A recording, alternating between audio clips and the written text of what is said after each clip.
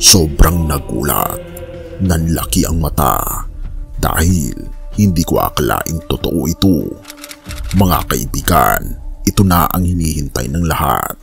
Grabe, Pangulong Bongbong Marcos, galit na sa kahirapan.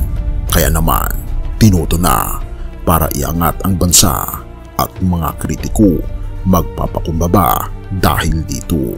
Halika, atin itong tingnan mga kaibigan. Magkano na po ba ngayon ang isang kilo ng bigas? Hindi ba 20 pesos lang? Pero kasing nangako na ibababa niya sa 20 pesos ang bawat kilo ng bigas. Nangyari po ba yun? Nangyari po? Hindi po nangyari. These service contracts represent our continued effort to attain greater energy security and therefore economic stability and self-reliance. We are particularly proud that several of these contracts mark firsts for our nation, including the world's first competitive bid for native hydrogen and the first co-managed petroleum projects with the Bangsamoro Autonomous Region in Muslim Mindanao. These milestones show how innovation and inclusion can move hand in hand in shaping our energy future. Pati ako sobrang nagulat. Alam mo yung akala mo fake news lang, pero nung narinig ko mismo sa Malacanang, nanlaki talaga ang mata ko. Hindi ako makapaniwala. Pero nangyari na nga. Ito na yung hakbang na matagal nang hinihintay ng sambayan ng Pilipino.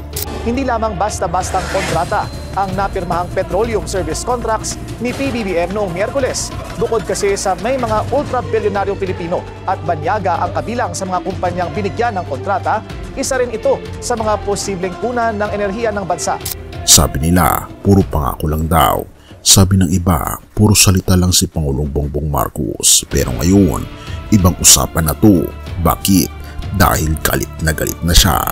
Hindi sa tao, kundi sa kahirapan. Kapag tumaas ang presyo ng langis, tataas ang pamasahe, ang presyo ng mga bilihin at halaga ng kuryente. Ginagawa po namin ang lahat upang matigil ito. And that is why today's presentation of 8 service contracts is a deliberate step towards securing our energy future. Unlocking over $200 million in investment, these service contracts represent our continued effort to attain greater energy security and therefore economic stability and self-reliance. At sa ating mga kababayan, nagsisikap ang pamahalaan sa pag-aaral, pagtuklas at pagpapaunlad ng likas na yaman ng ating bansa upang ito'y mapakinabangan ng bawat isang Pilipino. Together, let us power a bagong Pilipinas that stands on its own, secure in its energy, strong in its economy, and steady in its commitment to future generations. Tinodo na ni PBBM 8 kontrata para sa kinabukasan. Hindi ito basta proyekto, hindi ito press release lang. Ito ang 8 bagong petroleum service contracts o PSCs, ang pinakamalaking oil exploration deal sa kasaysayan ng bansa. Pero teka, hindi lang yan. Hindi lang ito tungkol sa langis. May hydrogen pa. Oo, tama ang narinig mo. Native hydrogen. Isang malinis, zero carbon energy na ngayon palang pinapasok ng Pilipinas. At oo, pinag-aagawan ito sa buong mundo. Pero ngayon, meron na tayo sa Pilipinas. Sabi nga ni Pangulong Bongbong Marcos, these service contracts represents our continued efforts to attain greater energy security, therefore economic stability and self-reliance. Ang ibig sabihin, habang nagmamahal ang gasolina, habang lumulubog sa presyo ang mga Pilipino, may ginagawa na ang gobyerno para hindi na tayo palaging aasa sa dayuhan.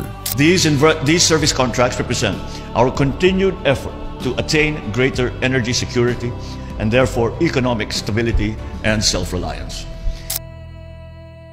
Pero bakit ngayon lang nangyari? Matagal na tayong umaasa sa imported oil. Halos 99.68% ng ating petroleum galing abroad.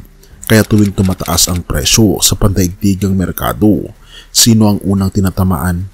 Tayong mga ordinaryong mamamayan. Kapag tumaas ang presyo ng langis, tataas ang pamasahe, ang presyo ng mga bilihin at halaga ng kuryente. Ginagawa po namin ang lahat upang matigil ito. But this time, iba na. PBBM wants to break the cycle.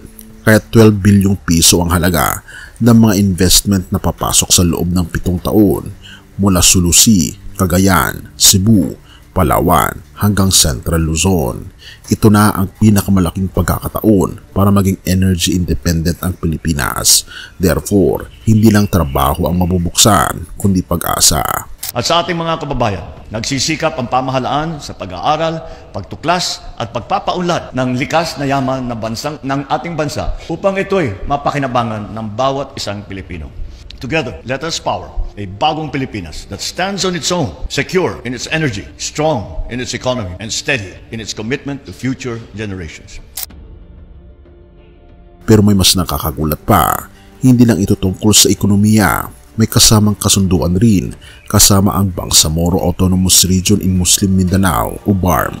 Ibig sabihin, maging ang Mindanao na matagal nang nahuhuli sa pag-unlad ay magkakaroon ng bagong simula. Isipin mo yun, petroleum exploration sa Sulusi, trabaho para sa mga taga-BARM at pagkakaisa sa pag-asenso. Hindi lang Manila, hindi lang Luzon, buong bansa, aangat. We are particularly proud that several of these contracts mark firsts for our nation, including the world's first competitive bid for native hydrogen and the first co-managed petroleum projects with the Bangsamoro Autonomous Region in Muslim Mindanao. These milestones show how innovation and inclusion can move hand in hand in shaping our energy future. At dito papasok ang hydrogen, ang lihim na sandata ng kinabukasan. Ngayon pa lang, ang mga bansa tulad ng Japan at Germany nag-uunahan sa hydrogen energy. Pero ngayon, kasama na ang Pilipinas sa race na yan. Sabi pa ni Pangulong Bongbong Marcos, hydrogen holds immense promise for our country and for the world. Therefore, hindi lang tayo humahabol, nauuna na tayo.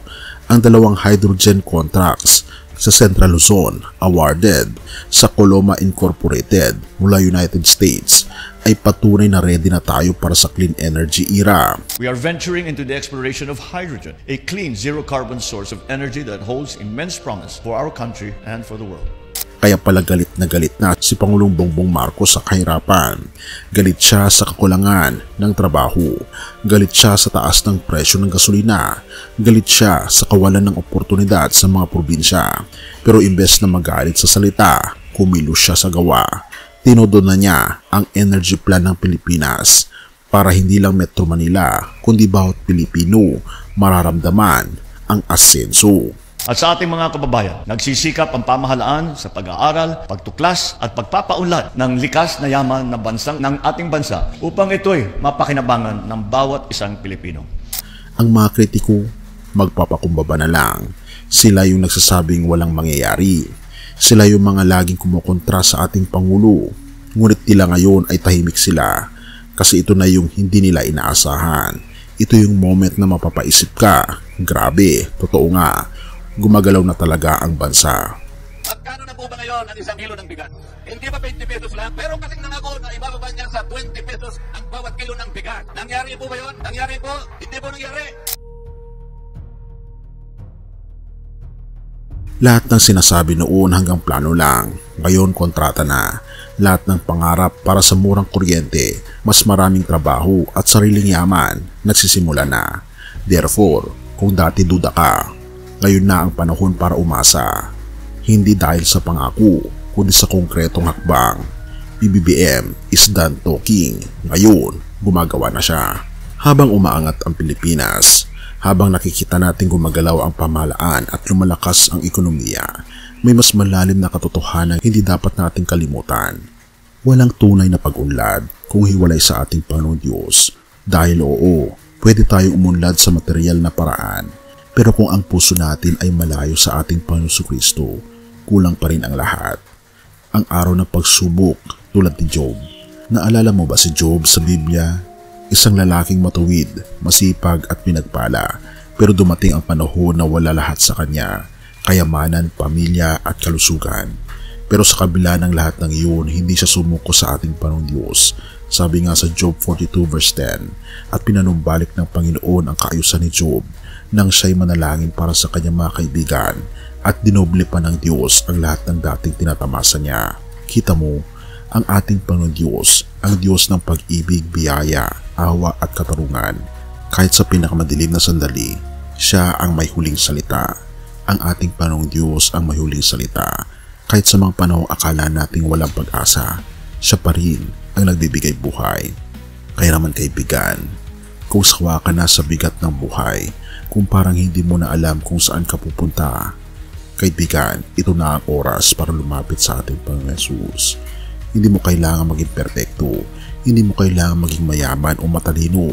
Ang kailangan mo lang, isang pusong handang sumuko sa Kanya, sapagkat sinabi niya sa Mateo 11 verse 28, lumapit kayo sa akin, kayong lahat na nahihirapan at nabibigatan, at bibigyan ko kayo ng kapahingahan. Ang ating Panginoon Hesus ang tunay na enerhiya ng buhay, hindi langis, hindi ginto, kundi ang Kanyang pag-ibig na hindi nauubos. Purihin ang ating Panginoon Diyos at tayo manalangin. Ama naming Diyos na mga pangyarihan sa lahat, salamat po sa bagong pag-asa na ibinibigay ninyo sa aming bayan at sa aming mga puso. Salamat sa mga lider na ginagamit ninyo upang iangat ang Pilipinas. Pero higit sa lahat, salamat dahil sa gitna ng pagbabago, nariyan po kayo, tapat, maawain at makatarungan. O aming Panginoong Diyos, tinatanggap ka namin sa aming mga puso. Patawarin niyo po kami sa aming mga pagkukulang. Linisin niyo po kami at turuan mo po kaming magtiwala sa iyo, kahit sa oras ng pagsubok gaya ni Job. Gabayan niyo po ang aming bansa, ang aming mga pinuno at ang bawat Pilipino na naghahangad ng bagong bukas. At kami po ngayon ay lumalapit na sa inyo. Salamat po Panginoong Diyos sa inyo pong pag-ibig sa amin at pagtanggap sa amin na kahit po kami ay makasalanan. Salamat po na binibilang niyo po kami bilang inyong mga anak at patnubayan niyo po kami at pakaingatan po kami. At salamat po sa pagdinig ng aming mga panalangin at sa pagliligtas sa amin. At patawarin po kami sa lahat ng aming mga pagkukulang at pagkakasala, sapagkat ito po ang aming samutiling sa matamis na pangalan ng aming Panginoon Hesus. Amen. Bago natin ipagpatuloy kaibigan, siya nga pala ang Great Controversy, na isa sa mga pinaka-kontrobersyal na libro dahil tumutukoy ito sa mga propesiya sa libro ng Daniel at Revelation na nagaganap na sa panahon natin ngayon. Bago ang pagdating ng ating Panginoong Diyos ay pinamimigay na namin ng libre sa pamamagitan ng PDF. At ito ay nasa limited lamang na panahon, kaya i-click mo sa description sa baba upang ma-avail mo kaibigan ang napaka-importanteng libro ito na magbubukas sa iyo sa mas maliwanag mong hinaharap. Purihin ang ating Panginoong Diyos at tayo magpatuloy.